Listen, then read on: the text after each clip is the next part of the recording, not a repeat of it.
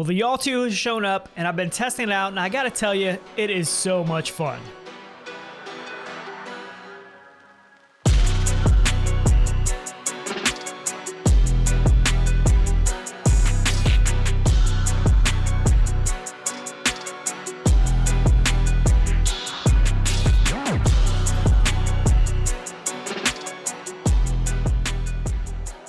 Now, this isn't going to be a full review or anything like that. Literally, this is just my first impressions and what I think of this thing so far. I was one of the very early backers. You know, I got the early bird special and all that, so mine showed up decently early. And in the hustle and bustle of moving and everything else, I just got it together a couple weeks ago. The assembly of the Yaw 2, putting it all together, was honestly pretty easy, but unfortunately, mine was sent missing a couple bolts, and I received 2 of the right-hand swing-out arms. Luckily for me, I was able to cut it and make some modifications to this one to at least make it usable for right now while I'm waiting on the new pieces to arrive. So as you can see it back here behind me, this is the standard Yaw 2 model. It has the official Yaw LED seat. More on that seat a little bit later. So me, myself, I would not consider myself a hardcore sim racer at all. You know, I've had a wheel and pedal set up for a long time with the Play Seat Challenge, and I rarely used it. I just never got that into sim racing stuff. I can honestly say with the Yaw 2, that is probably going to change though. It just adds so much to the overall experience. It gets your heart racing way more than just sitting in a stationary chair. I've already started doing mods to my wheel and pedals, you know, changing out the springs and the pedals. I changed the shifter knob, adding 3D printed plates to the shifter to help the feel, and I'm also thinking about doing a fan setup that's going to increase the speed with RPM. Oh, and I also added a handbrake. This is stuff that I honestly never cared about until hopping into the Yaw 2. So upon initial setup and trying to get it running, I was having a lot of issues with the Yaw 2 software. Every time I would load up a game, the software would just freeze, and I was getting pretty frustrated. So I'm going to tell you, honestly, the best thing to do at this point in time is just go ahead and download Sim Racing Studio 2.0. The software just works. It's super easy and a lot of options with the software.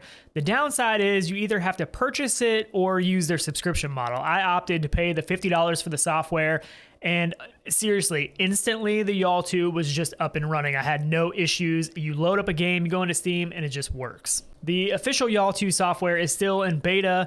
I mean, obviously it's got some kinks that need worked out of it, so I'll probably go back to that software and try it again once they have it in a better state. So if you know me or you've watched our podcast show at all, then you know that friction of getting into VR for me is a super big deal. And it is exactly the reason that I never use my bHaptics X40. The time it takes to put the thing on, get it up and running, it just isn't worth the reward that I get out of it. This is totally not the case with the Yaw 2, and it was something I was kind of worried about. It's really pretty effortless. I mean, you turn on the Yaw, you open Sim Racing Studio 2.0, you see that it's connected, you hop into Steam VR in the headset. As soon as you open one of the supported games like Dirt Rally 2.0, Project Cars, any of them, there's a whole list of them. As soon as you open that up, the sim rig just comes to life and it just works. Now, there are some settings to tweak and some powers and different angles and everything that you have to do when you first get it up and running. This is stuff that you can set up in the Yaw app or the Yaw software. That is, you know, just to limit that it doesn't go too far and stuff. Because when I first hopped in, I had some issues.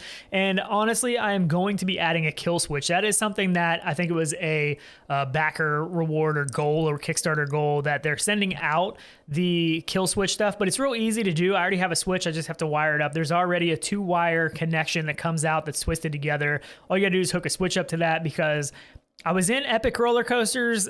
Some things got a little crazy. I didn't have all the limits and everything set, and it just started going crazy. It was slamming down too far, and I kind of freaked out. I hit the pause button, which didn't pause the game. It was still going crazy. I had to essentially hop out and hit the power button on the back. So I do recommend a kill switch, which is something that I think they're going to be sending out, but it's an easy thing to do, and I'm probably going to do that. So the standard Yaw 2 version, which is the one you see behind me here, essentially this means that it has pitch movement and roll movement. So this is the forward and backward movement of the seat, as well as the side to side, which really gives you the feel of some acceleration and the G-forces of braking and stuff. It just helps give you that feel of the car actually moving and doing things. It's really a crazy feeling, and I absolutely love it. And the roll, which is the side to side, it helps to give you that lateral G-force. Being on a banked NASCAR track, it was one of the first times I did that, I was like, holy crap, this is awesome. I also feel like, at least for me, that roll feeling kind of gives it the feeling of the rear end kind of kicking out, you know, as you're losing traction and stuff. There are better ways to do that, but for me, it still kind of simulates that, and it just makes you feel so much more connected to that car. There are the other platforms, the 360 platform, which is essentially going to make it spin all the way around in 360 degrees, which I think would be a lot of fun. My biggest problem with that is that just it requires a lot more physical space for the unit to be able to move around like that. So for right now, I'm pretty happy with it being in the corner, not taking up a ton of space. They are coming out with a G platform, which is essentially the up and down movement that I really would like to get. There's no official word on that at this point in time. They're still working on it. They're supposed to be doing an update pretty soon about that. That one I'm pretty excited about because I feel like that could really add a lot to the game. One thing that I feel like this motion sim rig does to really set itself apart from other motion rigs is the angle, like how far it'll actually tilt backwards, like on a roller coaster, or if you're climbing a steep hill, like in a car game. It just really, it feels pretty intense, and I love it. As we talked about before, I opted for the Yaw 2 LED seat, which at around $100, I felt like wasn't too bad of a price, and it looks cool. The LEDs, you can change the colors, you can change what they do, they move around. Pretty cool option. The only thing that I'm not sure about, the question that I have, is just how long is this thing gonna last? It doesn't feel like a super high quality seat. The seat back has some give, and it doesn't really feel like there's much support at all. If you run your hand down through there, you can actually feel like two small rails that go across the seat, and that's really like the only real support in the seat back. It's still comfortable for me, and I'm not a real big person, so for me it's still pretty comfortable. If you're a bigger person, I think that you might feel those bars kind of in the back, and it might be a little less comfy.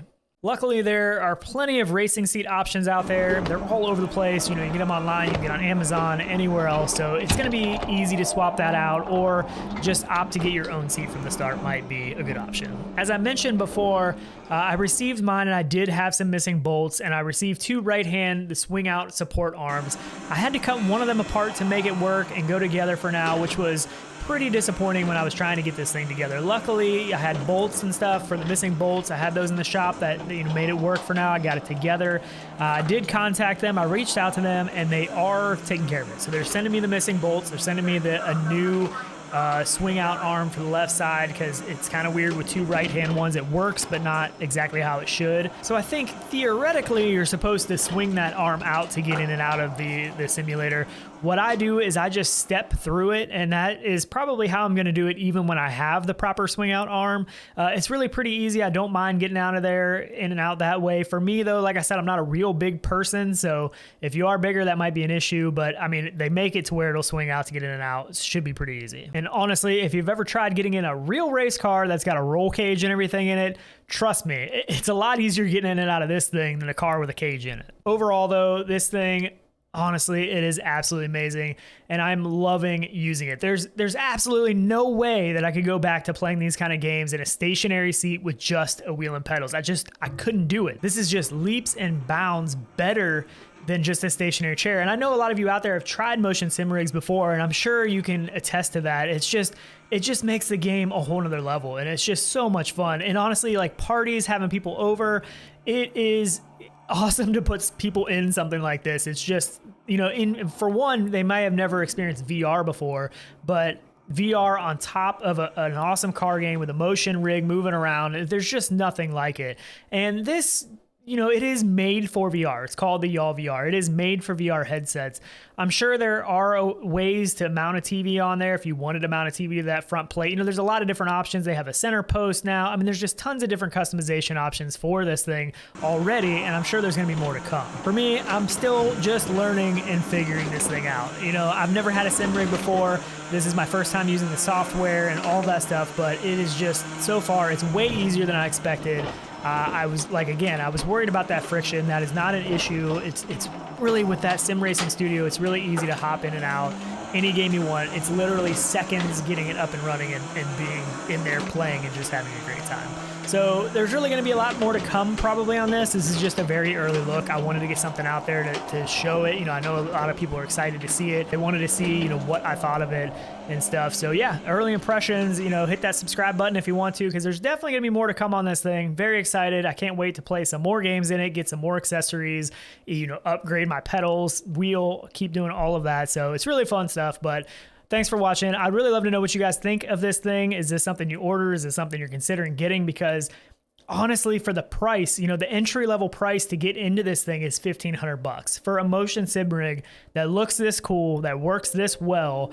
Honestly, I think that is a very affordable choice compared to some of the prices of these other things. And there's going to be a lot of upgrades and things you can do to this down the road as well. So let me know what you think, and we'll see you all in the next one. Coffee time. They got problems on problems on problems on problems on problems on problems. I solve them. I run through the money. The pressure be calling. Left on my blessings. I feel like I'm falling. The birdie is back. Tell me I'm garbage. I'm going through something. That's why I ain't calling. On the progression, it's all that I wanted. The foe in affection. I summon and dub it. They got problems on problems on problems on problems on problems on problems. I solve them. I run through the money. The pressure be calling. Left on my blessings. I feel like I'm falling. The birdie is back. Tell me I'm garbage. I'm going through something. That's why I ain't calling. On the progression, it's all that I wanted. The foe in affection. I summon and